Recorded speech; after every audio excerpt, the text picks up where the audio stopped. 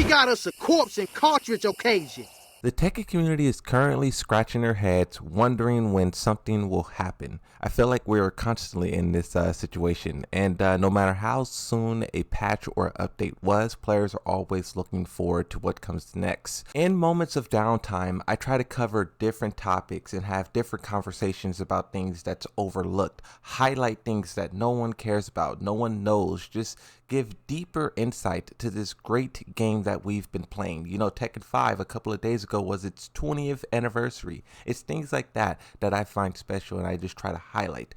But it's so fascinating how many people see that passion, that dedication as nefarious. I seen a post on the Tekken subreddit where people were talking about who is the most disliked content creators in the Tekken community. My name is listed as a headliner along with Low Tier God. The top comments is highlighting how I don't get enough hate, only making 20-minute videos about tweets and milking everything and anything. And it's things like this that really like blows the mind, because you know, I don't do this for money, I don't do this for glory. If I was, I would do it for a different game. Tekken is extremely niche. I talk about this game and try to highlight different aspects of this game simply because I love it.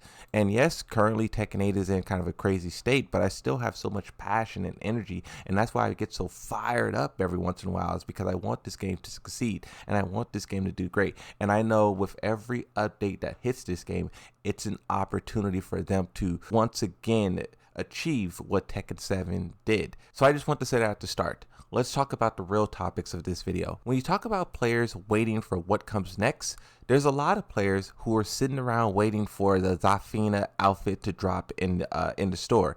Usually what they do is they release the first outfit at the start of the patch, maybe start of the month, whatever, and then they release the next skin 2 weeks later. But we have now crossed that 2-week threshold, and the Zafina skin and update, whatever else is attached to it, is nowhere to be seen. So not only are we waiting for the final character announcement, but we're also waiting for that.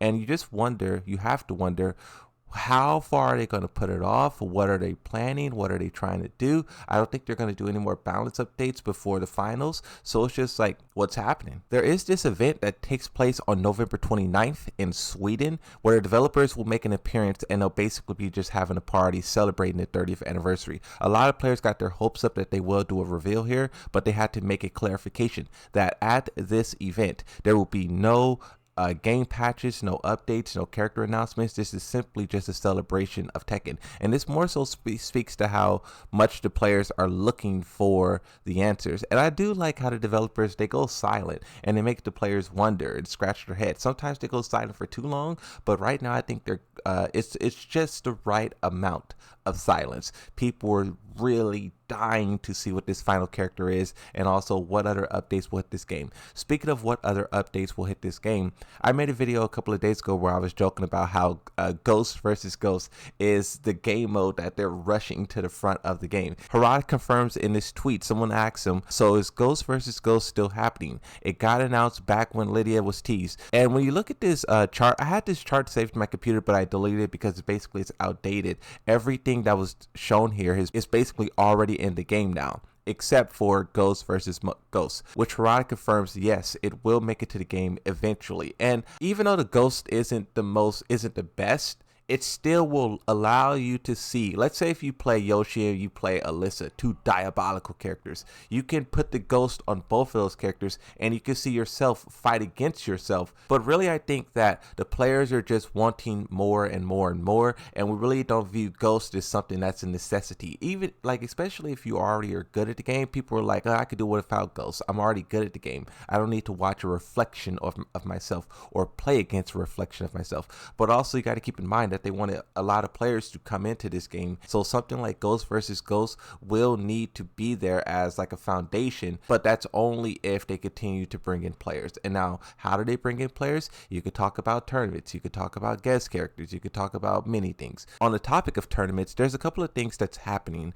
One, the people who won Evo has not received their trophy. I've been trying to keep off this Twitter, but I still have not received my Evo trophy, and anytime I ask, I'm met with I don't know why the factory hasn't sent it. I was set to receive it in September. It's November, and every update I get is I should be receiving tracking numbers soon, or they're not sure why it's so delayed. I worked so many years for this, and I still don't have my trophy. It's a slap in the face. Now, Rick, the person who basically like is in charge of Evo, right? He has a very long conversation with Punk, and I won't read all of it because it would be a lot of reading. I'll put the screenshots up on the screen, but I will read the initial response. It says, "We wanted the trophies to be customized for each player and ordered them when you won. The estimated shipping window has long passed, and the info I'm still being given is that they're shipping soon. This obviously hasn't gone as planned, and I've updated you with that info each time you message me about it. The moment I have the tracking info, you'll get it too. I'm confident you'll have your trophies with your name on it soon.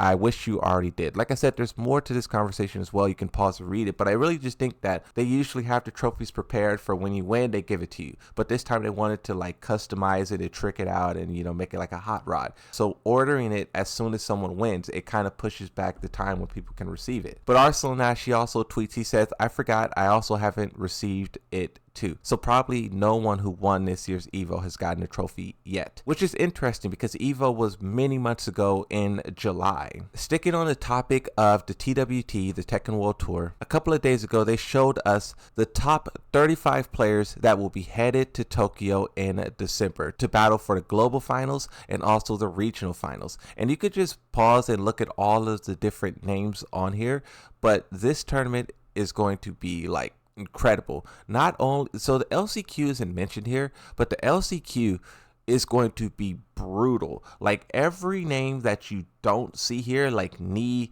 iMusician, there's so many great names that's going to be battling in the LCQ trying to get a spot in the finals, and that tournament is going to be crazy, especially with how much time is changing, the way that Dragunov got hit, the way people are starting to highlight Jin, Yoshi. I am told that there's a lot of people in Japan who's practicing Yoshimitsu, so if that's true, maybe they'll show up and they'll put in some serious work and they'll shock us, because in my opinion, people say that Yoshimitsu's powerful, but the only way you can see that power at like a tournament level, the only way you can see that power is if you watch like the Yoshi mains. We don't really see like other people who like jump to powerful characters play them and see what they're capable of. I would love to see what's cooking with all of these characters. I feel like I haven't seen tournaments in quite so long. I know they're currently doing the Euro Tekken Cup or whatever, but those tournaments, I have no clue when they're airing. I feel like I never see like a tweet from Bandai Namco Esports about when those tournaments is happening,